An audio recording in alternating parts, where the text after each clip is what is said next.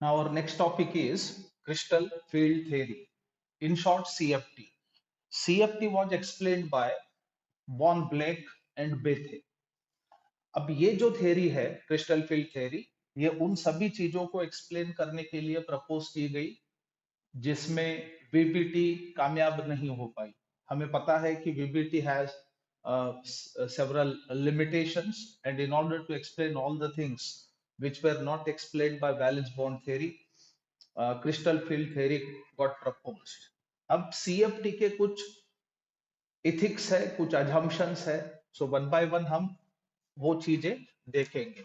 सो सबसे पहली बात ये याद रखो कि कॉम्प्लेक्स के अंदर क्या होता है कि metal is surrounded by the ligands, यानी लिगैंड इलेक्ट्रॉन पेयर, डोनर का काम यानी इलेक्ट्रॉन रिच स्पेसीज है जो अपने इलेक्ट्रॉन पेयर लेके आएगा और मेटल के साथ क्या बोलते हैं उसको बॉन्ड बनाएगा। सो in complex what metal is surrounded metal is surrounded by ligands। ये सबसे पहली चीज हम लोगों को समझना होगा। अब दूसरी बात, ligands are regarded as the point charges in CFT। सबसे इंपॉर्टेंट चीज ये है कि ligands को point charges कंसीडर किया गया है। ligands are regarded regarded as a point charges। अब जो भी लिगैंड होगा यानी इलेक्ट्रॉन रिच स्पेसिस, उसे पॉइंट चार्ज कंसीडर किया गया है।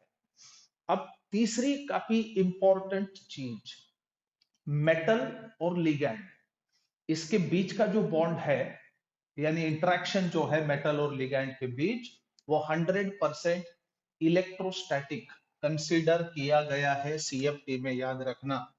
So this is the most important, metal ligand metal ligand interaction metal ligand interaction is purely ionic या इलेक्ट्रोस्टैटिक, यानी कि क्रिस्टल फील्ड थ्योरी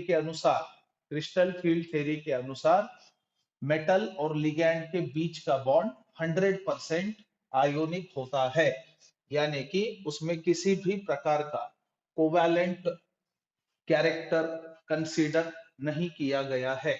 ये काफी समझने वाली बात है, आगे चल के ये लिमिटेशन के तौर पे भी हम इसे देख सकते हैं, क्योंकि अगर कोई बॉन्ड 100% आयोनिक होता है तो वो टूटेगा ही नहीं ना, लेकिन हमें पता है कि हर बॉन्ड तोड़ा जा सकता है।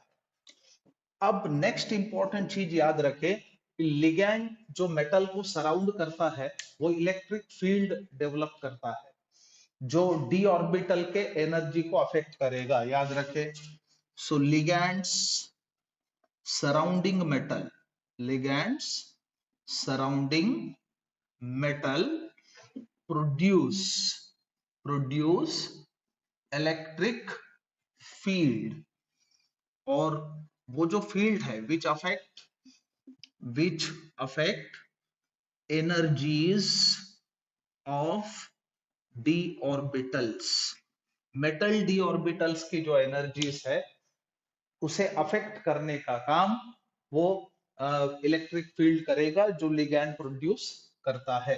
ये इंपॉर्टेंट चीज आपको समझना होगा। अब इसके बाद जब लिगैंड अप्रोच करेंगे तो अप्रोच करने के बाद डी ऑर्बिटल के ऊपर एक रिपल्शन एक्सर्ट होगा जिसके वजह से उसके एनर्जी में बढ़ोतरी देखी जा सकती है। तो सबसे पहले तो आपको यह समझना होगा कि जब तक के पांचों डी ऑर्बिटल की एनर्जी एक जैसी होती है उन्हें डीजेनरेट ऑर्बिटल्स कहना चाहिए। सो याद रखें, D orbitals having having same energy having same energy are known as, उनको आप कहेंगे डीजेनरेट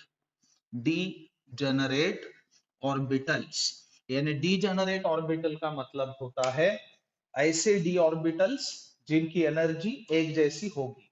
लेकिन अब होगा क्या, जैसे ही लिगैंड्स अप्रोच करेंगे, अप्रोच करने के बाद डी ऑर्बिटल की एनर्जी बढ़ेगी। Why? Because ligand exert repulsion on d orbital, metal d orbital, जिस वजह से d orbital की splitting होगी और उसके दो ग्रुप्स में विभाजन होगा, याद रखे।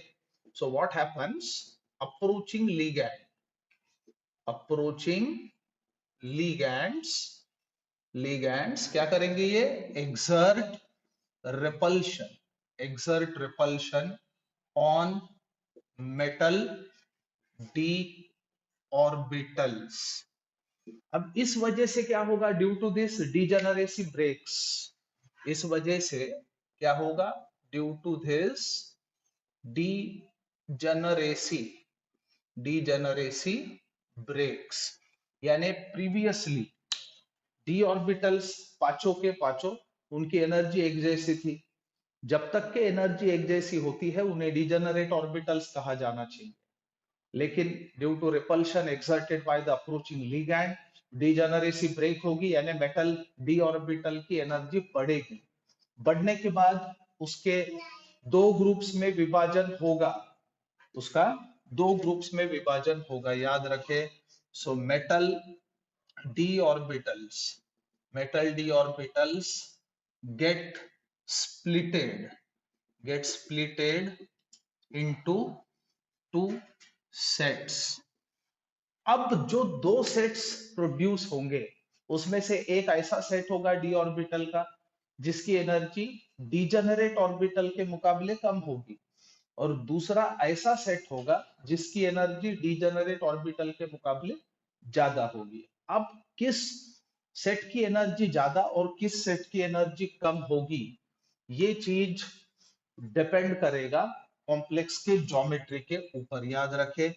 So energies, energies of different different sets of d orbital, d orbitals depends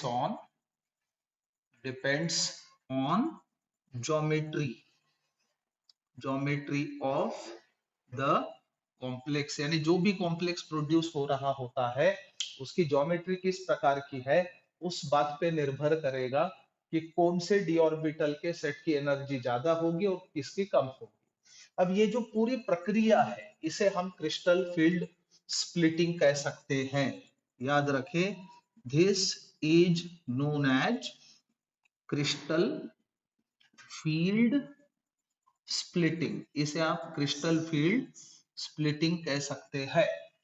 अब सीएफटी में हुआ क्या है, अब ये according to, I mean using this theory we can express the magnetic properties, then spectra and the geometry of the complex।